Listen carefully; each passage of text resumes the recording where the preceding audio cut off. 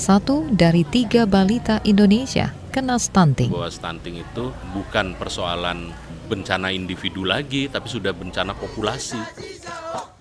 Akibat stunting, kita mengalami kerugian 300 triliun rupiah per tahun. Stunting itu menurunkan produk domestik bruto sebesar 3%.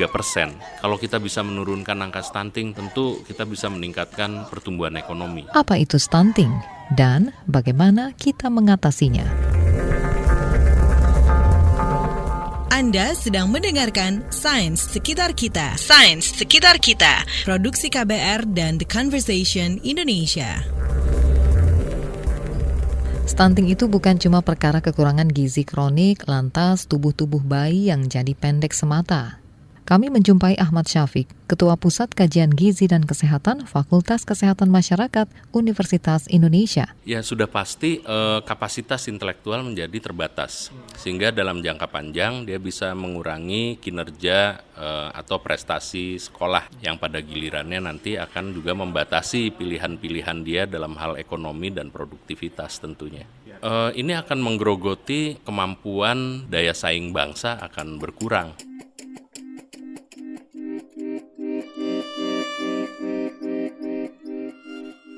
Mari kita bikin ilustrasi. Badu lahir dari keluarga miskin di kampung terpencil dengan kondisi lingkungan yang buruk. Dia kena stunting, perkembangan otaknya tak optimal dan sering sakit. Dia sekolah, dia kesulitan belajar, dan akhirnya hanya mampu meneruskan sampai jenjang SMP. Lulus SMP dengan tingkat intelijensia terbatas memperkecil peluang Badu mendapat pekerjaan yang baik. Dia kembali pada situasi miskin. Dan jika berkeluarga, bukan tidak mungkin dia akan melahirkan anak-anak dalam kondisi yang serupa dengannya. Situasi ini seperti lingkaran setan yang tak putus-putus.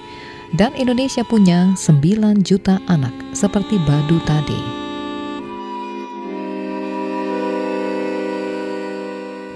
Penyebab stunting terdengar sederhana. Kalau penyebab langsungnya ini pasti terkait dengan konsumsi makanan dan penyakit, khususnya infeksi. Tapi di sini semuanya akan kedengaran seperti benang kusut, dimulai dari masa kehamilan. Apakah janin mendapatkan cukup nutrisi atau tidak? Lalu lahir dan menjadi bayi. Menyusunya sudah benar belum? ASI eksklusif selama 6 bulan sudah terpenuhi atau belum?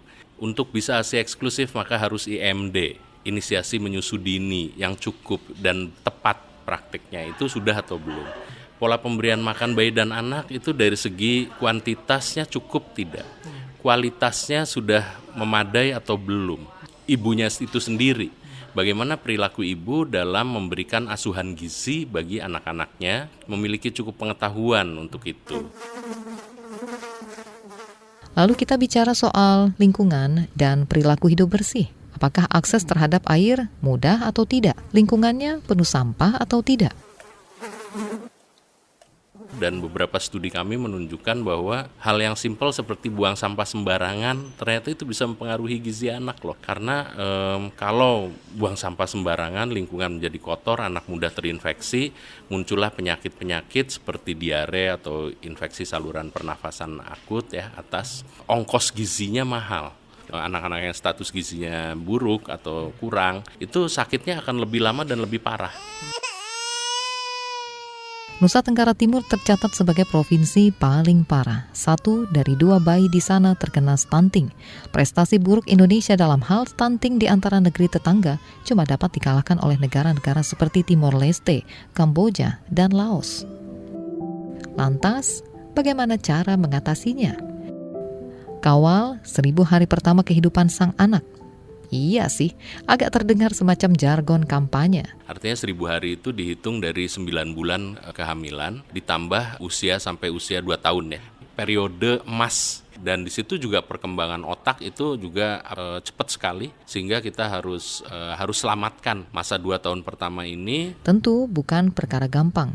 Infrastruktur harus baik agar makanan sehat dan layanan kesehatan yang berkualitas mudah untuk diakses. Pemerataan ekonomi perlu, pendidikan dan pemberdayaan perempuan tak bisa lagi ditawar-tawar. Ya, ketika seseorang itu terdidik, maka dia akan lebih mampu untuk melakukan pilihan-pilihan terhadap gizinya, terhadap makanannya. Studi-studi yang kita lakukan menunjukkan bahwa pendidikan seorang perempuan itu 12 tahun yang paling ideal.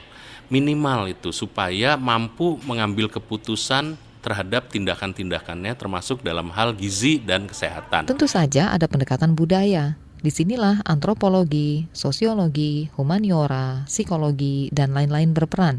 Pernikahan dini tak bisa lagi diteruskan. Dari studi kualitatif kita di wilayah di Indonesia Timur, stunting itu berhubungan dengan unwanted pregnancy. Kehamilannya itu sendiri bukan kehamilan yang diinginkan. Sehingga kedekatan emosional itu menjadi berkurang, yang menyebabkan pola asuhnya menjadi berantakan. Banyak hal nggak kelihatan mata, tapi 1 dari 3 bayi yang kena stunting, masa iya nggak kelihatan juga? Sains Sekitar Kita. Sains Sekitar Kita. Produksi KBR dan The Conversation Indonesia.